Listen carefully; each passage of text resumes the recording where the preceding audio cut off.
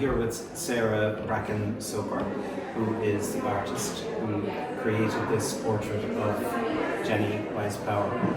And we were talking a few minutes ago, and you were telling me about the work that went into it. Yes, so it's an embroidered portrait, so it's not a fast medium, it's very slow and tedious. And I wasn't sure about the deadline, but it was 2 months of constant stitching to get it done for tonight. So a bit of a sore shoulder on me today, but delighted to be part of this celebration for such an important figure here in Baltinglass. It's such a detailed, especially the face. I suppose the face must have taken forever. Yes, the face alone was about a month's work. So, like, you can zoom in and you can see kind of the stitches, and even just the smallest section takes hours, you know. So I'm doing an embroidery workshop with people here in the library tomorrow. Yes. So people will experience how slow it is. So hopefully they'll enjoy the medium. But it's terrific that Jennie Wyse Power is now being recognised properly in Baltinglass, because an awful lot of people don't know anything about her, and so this event is, and having her portrait here, it's going to be a talking point. Yes, absolutely, and all of her contemporaries, usually men at the time, kind of made it into the history books, and Jennie's name just kind of got a bit lost, but if you look at her CV, it's a massive list of achievements, an amazing figure, and really deserving of being remembered and being celebrated. Yeah. Thank you, Sarah. No problem. So, kind of our creative collaboration with the Heritage Office and the Archives began with that work 2 years ago, and now we're happy to be here because really locally, as part of the programme Creative Places Baltinglass, as you may know some bit about, I think most of you in the audience know about it already. So through Creative Places we have a deeper association with the town, and when we heard that people were really interested in Jennie Wyse Power and her having been born in Baltinglass and the significance to local and national history, we wanted to try and collaborate and reflect that as part of our work.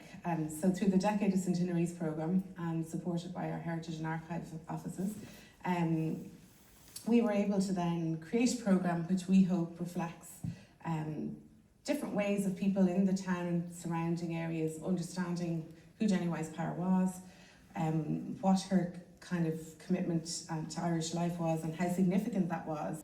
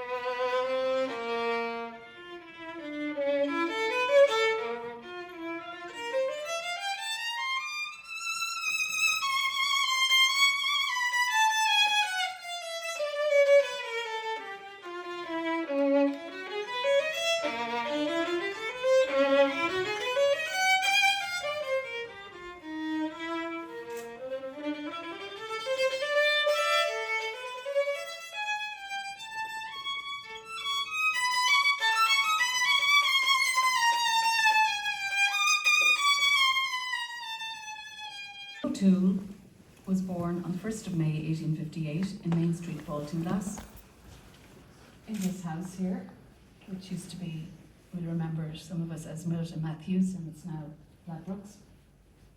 And I have the full, well, I'll show you the full streetscape now in a minute.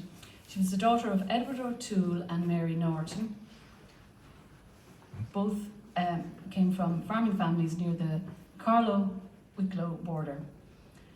They came to Baltinglass in around 1841, and in 1860 the family relocated to Dublin when Jennie was 2 years old. So here is the full vista of Main Street.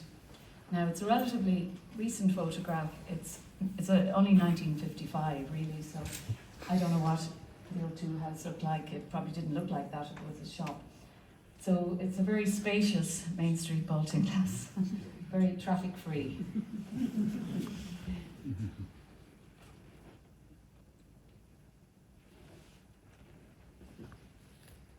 So in December 1991, the West Wicklow Historical Society erected a plaque on this house to commemorate the fact that Jennie was born there.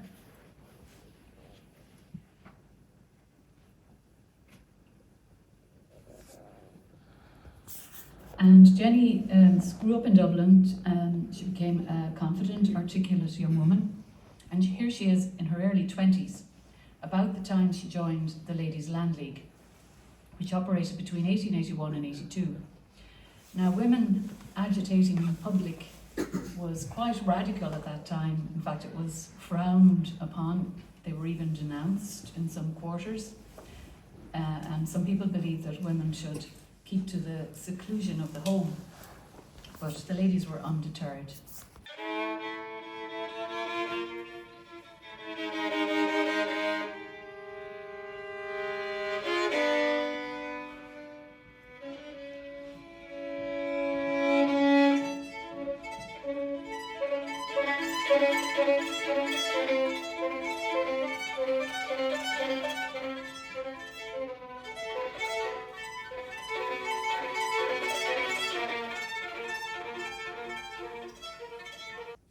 Against rifle butts and bayonets, they hammer pots and pans, wield blackthorn sticks, fling stones. Bailiffs batter down cottage doors, beat the sick from their beds. Fueled by whiskey, policemen spit on old men pleading, kick children like mongrels. Is it guilt turns them vicious as weasels among hens? The girls they affront could be their cousins. That woman carved thin as willow might be their mother. The families they throw at the side of the road like scraps